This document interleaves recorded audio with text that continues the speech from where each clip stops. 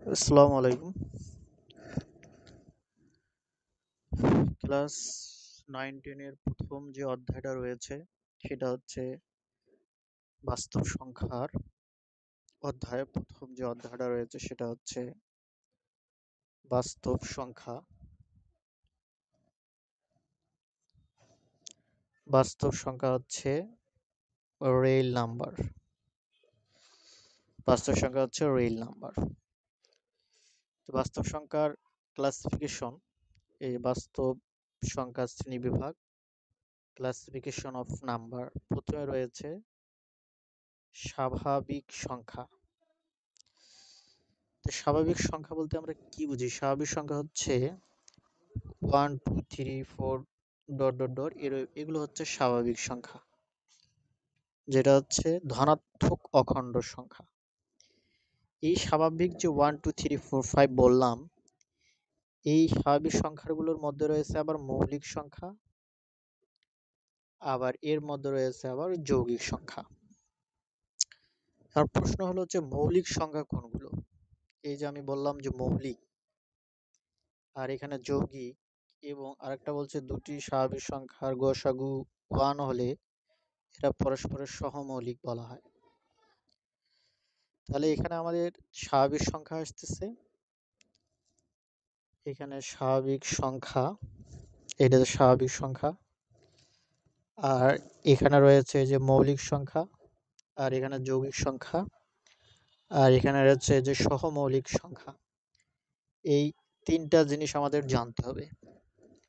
এখন মৌলিক সংখ্যাটা কি? আমি এখানে উপরে যদি লিখি যে মৌলিক সংখ্যাটা কি, মৌলিক সংখ্যা, এরপরে হচ্ছে যৌগিক সংখ্যা, যৌগিক সংখ্যা, আর একটা হচ্ছে সহমৌলিক, সহমৌলিক,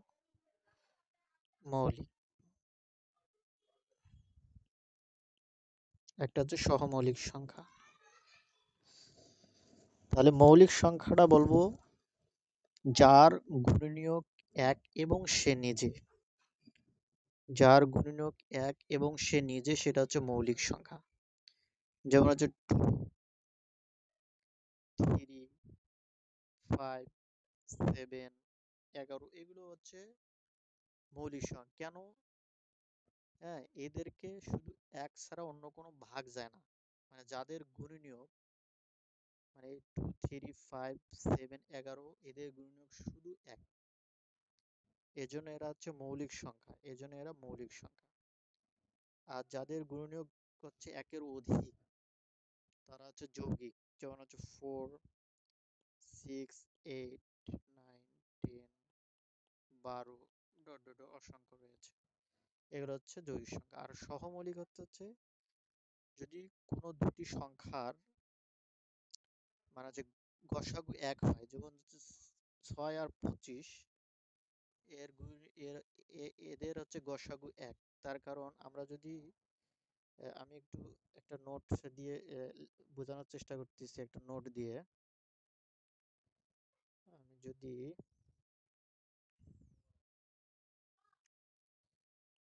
একটা নোট দিই, নোট দিয়ে যদি একটু বোঝানোর চেষ্টা করি, যেমন 6 আর হচ্ছে 25, এটা হচ্ছে এমন কোন সংখ্যা, মানে জোড় সংখ্যা দিয়ে এটাকে যায় না, শুধু এক এক দিয়ে ছাড়া। মানে এখানে এমন একটা সংখ্যা নিতে হবে, গসাগুর নিয়ম হলো যে এই সংখ্যাটা দিয়ে এক ছাড়া অন্য কোনো সংখ্যা দিয়ে আর যায় না। মানে এমন সংখ্যা দিয়ে যখন দুইটায় ভাগ যায়, এমন কোনো সংখ্যা দিয়ে নিতে হবে যখন এক ছাড়া অন্য কোনো সংখ্যা দিয়ে যায় না। এক হচ্ছে একটা গসাগু, এই একটা হলো 6 এবং 25 এর গসাগু, গসাগু হচ্ছে এক। তাহলে এখানে মনে রাখতে হবে যে কোনো দুটো সংখ্যার, কোনো দুটো সংখ্যার যদি গসাগু যদি এক হয়, তাহলে এরা পরস্পরের সহমৌলিক। তার মানে 25 6 এবং 25 এরা পরস্পর সহমৌলিক। এরা পরস্পর হচ্ছে সহমৌলিক। ক্লিয়ার? এরা পরস্পর হচ্ছে সহমৌলিক। আমাদের হচ্ছে স্বাভাবিক সংখ্যা থেকে এই জিনিসটা আমি মনে হচ্ছে বুঝাইতে পেরেছি যে স্বাভাবিক সংখ্যা কি। এই স্বাভাবিক সংখ্যার মধ্যে হচ্ছে মৌলিক, আর একটা যৌগিক এবং সহমৌলিক। আসলে মৌলিক সংখ্যাটা নিয়ে অনেক বিস্তারিত আলোচনা করা যায়। আমি মৌলিক সংখ্যাটা নিয়ে একটু আলোচনা করতে চাই আরো। যে মৌলিক সংখ্যাটা কি, যেমন 2 দিয়ে 2, 3, 5, 7, 11 এই সবগুলো সংখ্যাকে মানে এক ছাড়া আর অন্য কোনো সংখ্যা দিয়ে ভাগ যায় না। তাহলে যে সকল সংখ্যা শুধু এক ছাড়া আর অন্য কোনো সংখ্যা দিয়ে ভাগ যায় না, এরা সবগুলোই হচ্ছে মৌলিক মৌলিক সংখ্যা। আর যে সকল সংখ্যার এখানে ভাগ বলতে এখানে এখানে বলতেছে যে গুণনীয়ক, এই তিনটা জিনিস কিন্তু মনে রাখতে হবে, একই জিনিস। এটা হচ্ছে গুণনীয়ক, গুণনীয়ক, উৎপাদক, ভাজক, এই তিনটা কথা কিন্তু একই। তার মানে 2, 3, 2, এই যে 2, 3, 5, 7, 11 এই সবগুলোর গুণক ভাজক হচ্ছে এক। তার মানে গুণক যে কথা, উৎপাদক যে কথা, ভাজক তিনটার কথা কিন্তু একই। সেম, তিনটার কথা কিন্তু একই। তিনটা জিনিস একই। সো এই তিনটা জিনিস অবশ্যই মুখস্থ রাখতে হবে, যে গুণক যে কথা, উৎপাদক সে কথা, এবং ভাজক উৎপাদক সে কথা। তাহলে আমরা কি পাচ্ছি যে 2, 3, 5, 7 এবং 11, এই যে পাঁচটা সংখ্যা আছে, এই পাঁচটা সংখ্যার গুণনীয়ক, উৎপাদক, ভাজক 1।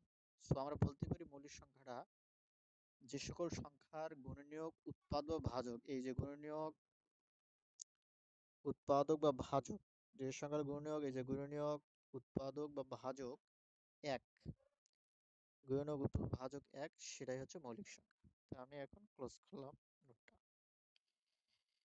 এখন আমরা এরপরে আসতেছি যে পূর্ণ সংখ্যা।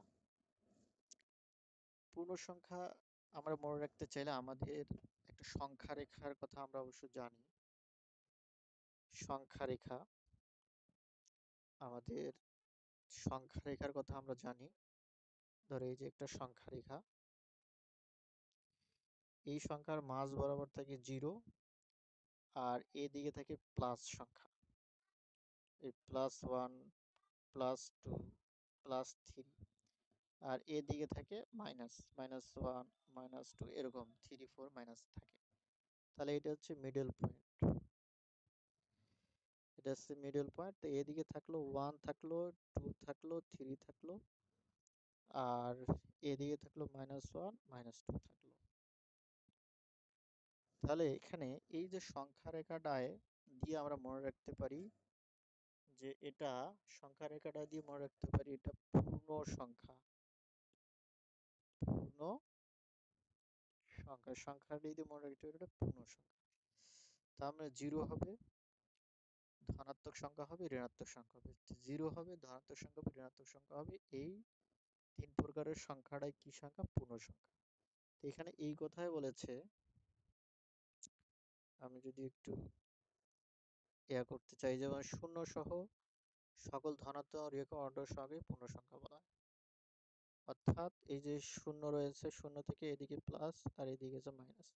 তো আমরা এটি এভাবে মনে রাখতে পারি সংখ্যা রেখা দিয়ে, যে সংখ্যা রেখার মাঝে হচ্ছে, আমরা এটা এভাবে মনে রাখতে পারি যে সংখ্যা রেখার মাঝে আছে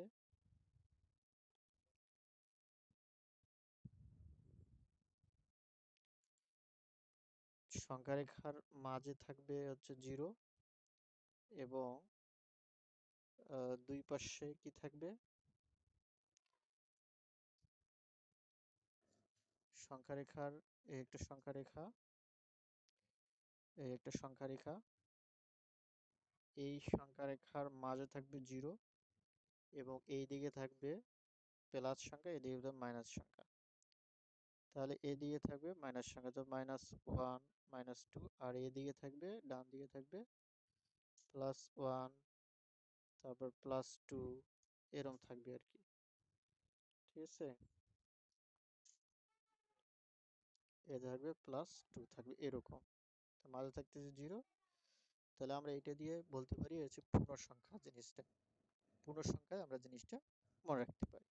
ঠিক আছে, এখন আমরা এই পর্যন্তই আজকে যে লেকচারটা, এটা হচ্ছে বেসিক লেকচার।